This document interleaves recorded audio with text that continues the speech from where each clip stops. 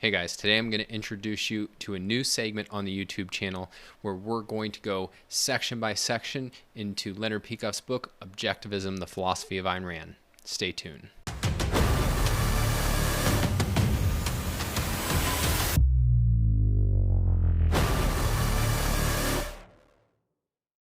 So my overall mission has been to help people become more effective champions of pro-liberty and more specifically objectivist ideas.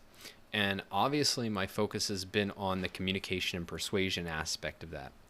But recently I surveyed a lot of you, and one of the interesting things I heard back was that the biggest barrier was not so much the persuasion and communication aspect, but not even feeling like you fully had grounding in the ideas.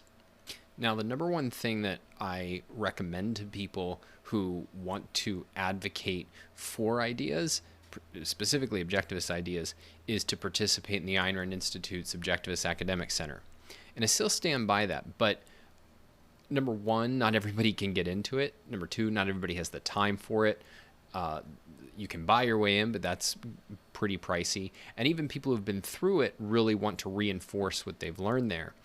And so I've been thinking about, well, what can I actually do to help promote this? And so I thought it would be fun to go through Leonard Peikoff's book, Objectivism, the Philosophy of Ayn Rand, and not like read it aloud to you, but in effect use that as a springboard for sharing some of my thoughts and observations that have helped me clarify the ideas and better employ them in my thinking and in my living as well.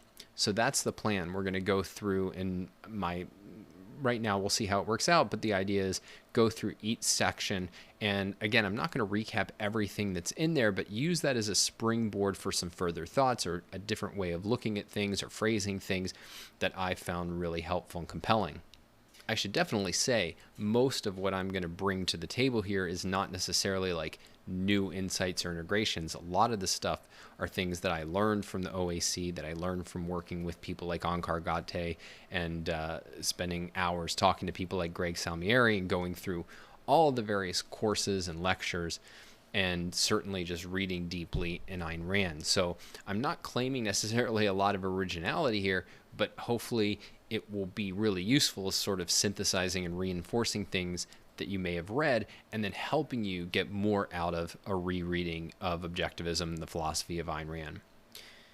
And so I'm definitely going to presuppose that you have at least semi-fresh in your mind the content of Leonard's book. And if you haven't, who knows, maybe it will be incomprehensible, maybe it will be comprehensible, but that's sort of the starting point going in, is that you've read that at least at some point. So the reason I've chosen this book to go through is, number one, it just gives me an easy, organized way to go through the whole philosophy. And number two, this book was just hugely influential on me. I read it in probably 1996, somewhere in there. It'd only been out for 5 years at that point. But one of the things that's really difficult for us to imagine is that, until 1991, when this was published, there really was no way to fully get a systematic treatment of the philosophy. The best you could do was hunt down Leonard's lecture course that the book was based on, but even that doesn't cover everything. It doesn't cover it in a fully organized manner, and there's just a deep advantage to reading something, particularly when you're talking about philosophy, where every word and formulation counts, that you couldn't get from a lecture. And so this book was really a turning point in the objectivist movement. And one of the things that I think it enabled, it made possible to happen was, I think before this book, people had to spend a lifetime just learning what the philosophy was. And, it took Leonard 30 years. I think you could probably say the same thing for objectivists of that generation, is it would take you decades even to get a real solid foundation in the philosophy, let alone to expand on it, let alone to apply it to new issues, let alone to really focus on how do we persuade and communicate these ideas effectively. And so one of the things that I think later generations, starting roughly with mine, got to cash in on was that we had a much faster way to learn the philosophy, and therefore could do more things with it throughout our lives and careers. And so I think that's just something, A, to be appreciative of, but B, I just want to like um, the the value of really going through this book, I don't think can be overestimated. It's not a substitute for going through Ayn Rand's work, of course. It's really helping you synthesize what you get from Ayn Rand's work. And I highly encourage, and I will probably follow this series when it eventually finishes, probably sometime in the next year.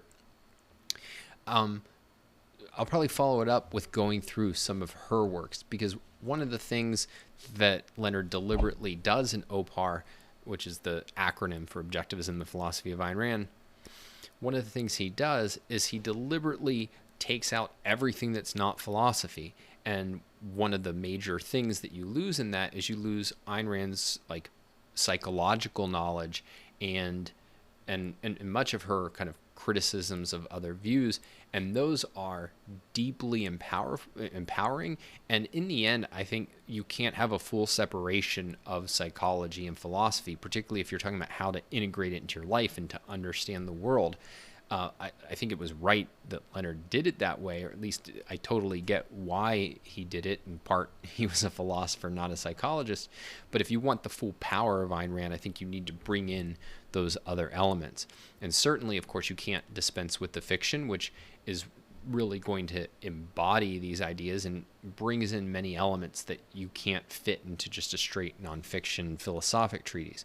So this won't give you the total of everything that Ayn Rand has to offer, but this book gives you the essentials and the interconnections between her system of ideas and lets you hold it as a sum in your mind, which is crucial because philosophy's role, as we'll see, is really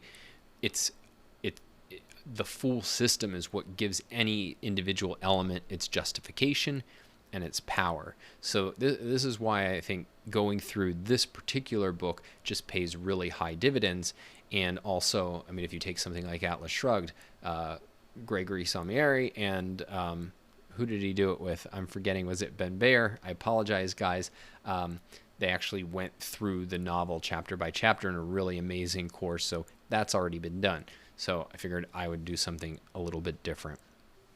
So let's dive right in to what I call Opar's Preamble. And this is essentially Leonard Peikoff's take on why we need philosophy, which is going to be crucially important then for examining what he believes is a true philosophy, Ayn Rand's philosophy of objectivism. So the first point that Leonard stresses is that philosophy is inescapable, but is not inescapably true. And we're going to talk a little bit more about that. But then the second point is just, what is the subject of philosophy? What is the content that is covered by philosophy? And then third is an indication of the importance of the right foundations. What are the right starting points in philosophy? And that's what's going to launch us off next time into the three basic axioms of objectivism. So let's just start with this idea of what philosophy is, and I'll start with Ayn Rand's definition, which is philosophy studies the fundamental nature of existence of man and of man's relationship to existence. So fundamental here is really important. This philosophy doesn't give you everything you need to know about man, about existence, and about man's relationship to existence. It gives you only fundamentals. It gives you, in effect, a framework that then is going to encompass everything else that you learn and everything else that you discover and every other choice that you make. So you can think about it as philosophy is not comprehensive, but it's all-encompassing. That is, it's going to empower every other item of knowledge you gain, and it's going to empower every other choice that you make, every value that you pursue. And so it's super important, but you can't make the mistake of thinking like, now I know philosophy, so now I know everything. It's like, now I know philosophy, so now I can go about trying to learn anything. The other key point here is that when Ayn Rand talks about, the nature of man, of existence, and man's relationship to existence, these aren't three separate issues. They're really they form a unity. That is, philosophy has different branches, which we'll talk about, but ultimately they're all interrelated, and you can't understand one without understanding the others. And one way to boil it down is you could think that philosophy is asking, in effect, one question, which is, what should I, as a human being, do in the world? Like, how should I live in existence as a human being? And it's really trying to answer that question. In order to answer that question, well, you need to know something about the world. You need to know something about what it is to be a human being. And you have to know, okay, given those foundations, including how do I answer those questions, what should I do? And so that's what Opar is going to cover. So chapter 1 deals with reality or metaphysics. So it's the answer to where am I? Then chapters 2 through, is it 5 or 6? Yeah, chapters 2 through 5 cover how do I know it? That's epistemology. How do I gain the knowledge that I need and validate the knowledge that I need in order to live in the world? Then chapter 6, man, covers man's nature. That is, before we are able to say what we should do, we have to know what is our essential nature in order to be able to decide what we should do. So then 7 through 12 is going to cover the what should I do part, and that's going to be ethics. What should I as an individual do? How should I live? Politics. How should human beings live together? And then finally aesthetics, which is art. And one of the, I won't say much about it now, but one of the things that we'll get to, which is the core thing about art, or one of the most interesting things about art, is why it has to be a branch of philosophy. And ultimately it's because our need for art is a philosophic need. So we'll get to that much later, but that at least gives you a broad overview of that's the content of philosophy. But why bother to study it, right? Like, there's a million topics, a million subjects out there, and we could study any of them or none of them. And so why give attention to philosophy? And Ayn Rand's answer is fascinating because it's so unusual. And that is, her view is that philosophy is inescapable. That is, you actually have one, but if you don't study the subject, it remains inarticulate. So her view is that the way our minds work is that they're integrating machines, that we automatically put together our observations in the form of generalizations, that we can't escape generalizing as a human being, and that what philosophy is really doing is it's integrating our generalizations. It's giving the broadest integrations that connect and integrate, bring together consistently, hopefully, all of our knowledge. And the point is that we don't do that part automatically. That is, we don't automatically make sure that all of our knowledge fits together. And so if we don't actively work to integrate our generalizations into a philosophic view of the world, what happens is that our minds sort of build these random connections that we really don't know how they fit together. We don't know if they're consistent or inconsistent. We don't even really know in fully explicit terms what they are. And she calls this a mongrel philosophy. And in effect, it's a way of coming at life, a way of thinking, a way of acting, a way of looking at the world and understanding the world that, if you made it explicit, would add up to certain philosophic principles, but you don't know what they are. And so in effect, what happens is you're in the grips of a philosophy. You're in the grips of ideas that you don't know. You don't know if they're true. You don't know where they're leading you. And the way that you actually experience this, she says, is as, a wave of self-doubt.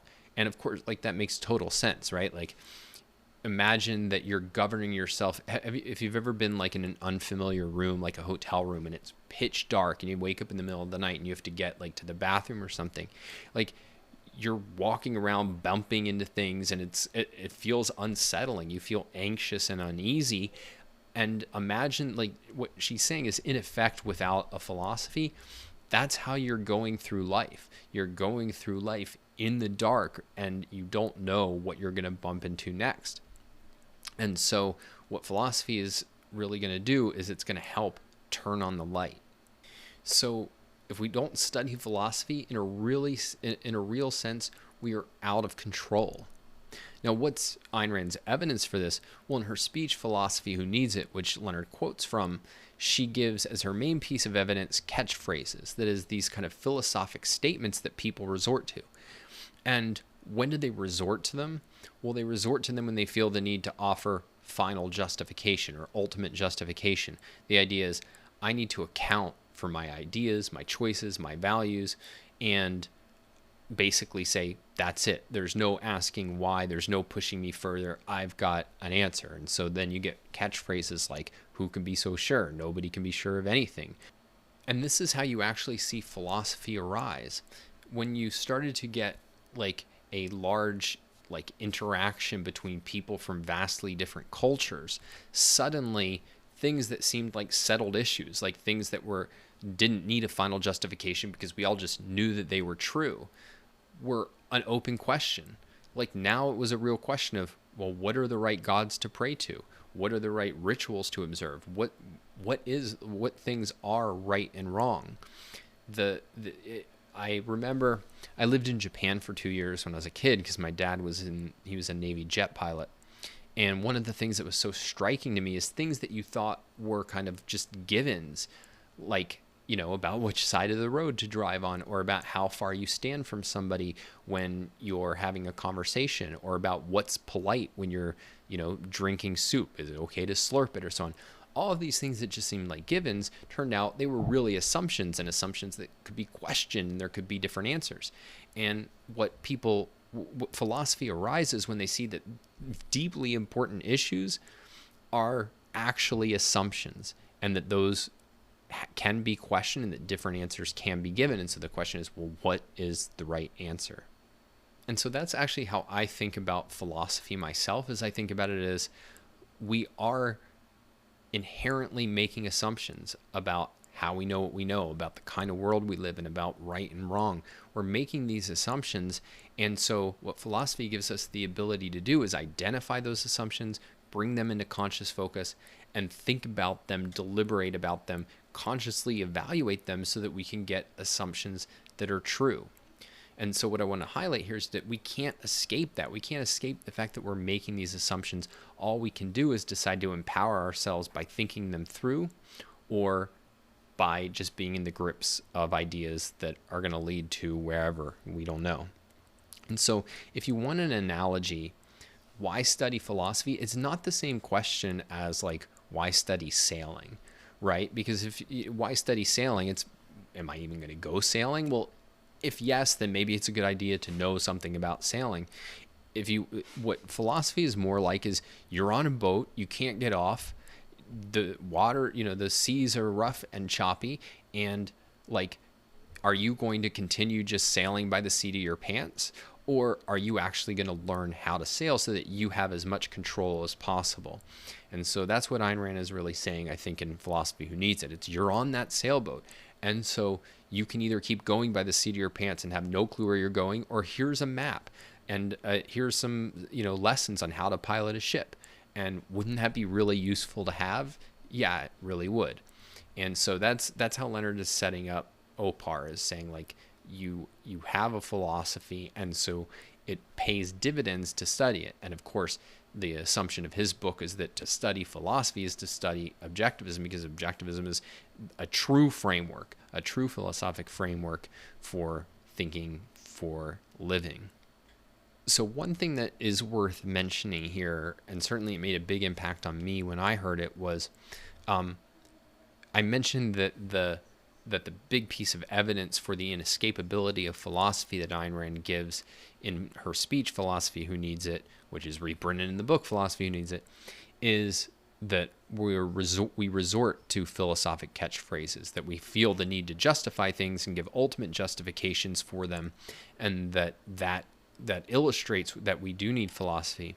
But one of the points that Onkar Ghate has made to me, and has made publicly in different ways, is that her actual evidence for the inescapability of philosophy runs throughout her work. And in particular, he highlights 3 ways in which we can see that everybody has a philosophy. And these are three really key concepts that Ayn Rand talks about.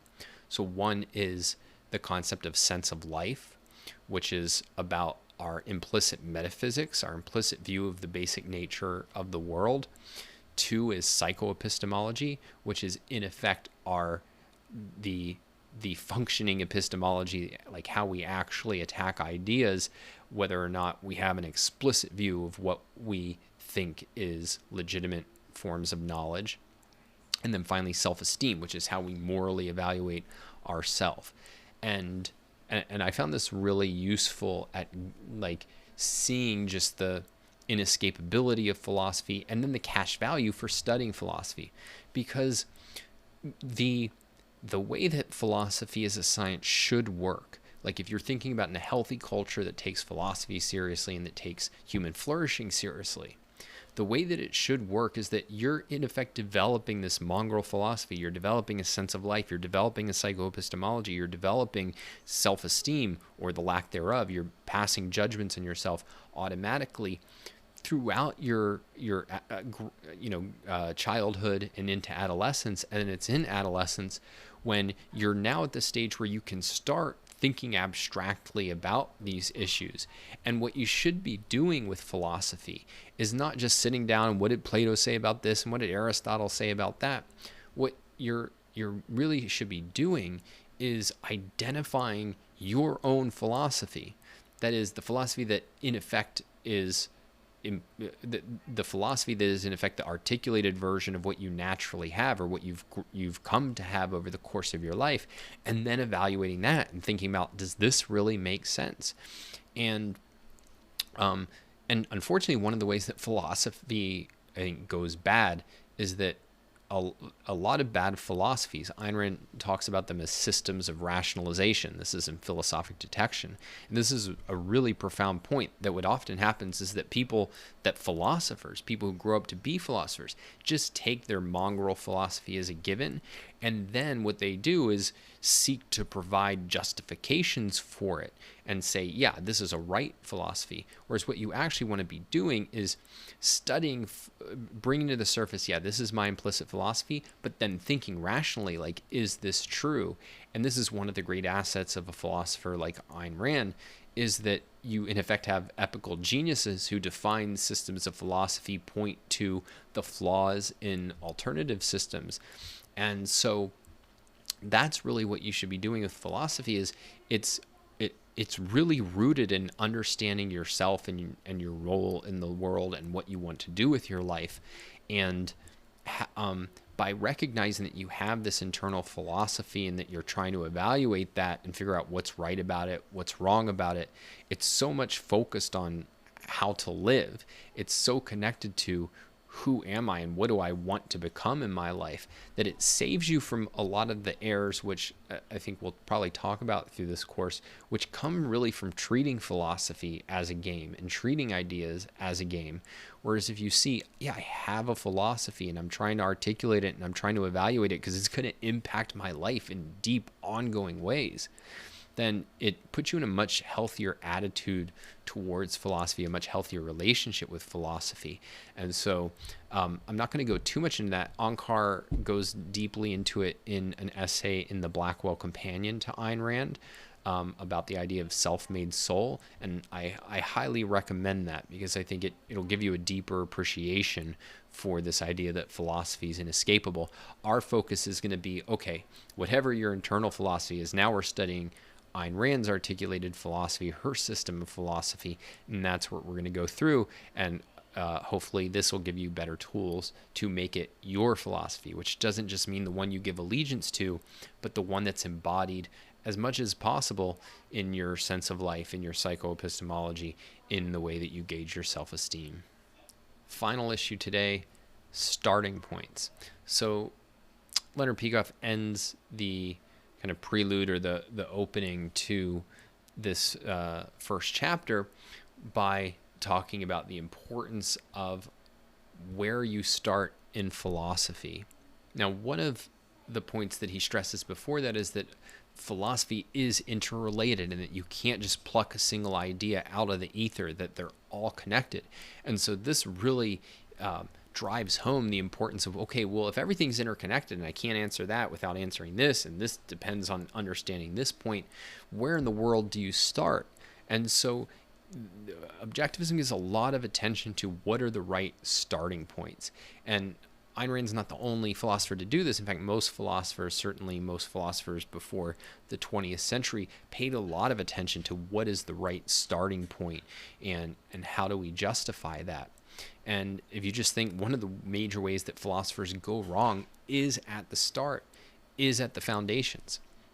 In my experience, and this isn't focused on professional philosophers, but just people interested in philosophy, like the kind of default assumption is that something like Descartes' way of starting philosophy is the only one that could make sense, right? We got to start, like, if we know that human beings are capable of error, if we're not like guaranteed that our knowledge is true, then the right methodology should be doubt everything. But the problem is that if you take doubt as just like, I'm going to doubt everything, contrary to what Descartes believes, you can't get anywhere from there. And like, doubt does not lead to knowledge. And so that can't be the right way to go about it. But well, then how do you start? And one of the really interesting things about Ayn Rand is, and I didn't appreciate this point for a long time, but she would often bring up in the context of philosophy, and I think even in Philosophy Who Needs It, that the starting point is we have lots of knowledge. Like, human beings know lots of things. If we didn't, we wouldn't be alive. We wouldn't have industrial civilization. I wouldn't be able to talk to you, through the internet. We have lots of knowledge. And so the question is not like, let's throw all that away, doubt everything, and see where we can get. It's, given that we have lots of knowledge, yet given that we can make mistakes, how do we validate and organize our knowledge? And so it's just a completely different way of approaching things than the kind of Descartes view or the skeptical view or any of these views that say, no, we have to throw out everything and start from nothing. So what we actually have to do is we have to name our primaries. We have to identify what is the right starting point. What are the fundamentals of knowledge? What are the primaries of knowledge? Primaries meaning like nothing else comes before, and fundamentals mean everything comes after that. And then crucially important is going to be, okay, well, once you name them, how in the world do you validate them, right? Because this is a thorny issue of like, how do you, usually you're appealing to other knowledge in order to justify knowledge. How do you justify your starting points? And so that's going to be where we're going to pick up next time when we turn to the basic axioms of objectivism. Talk then.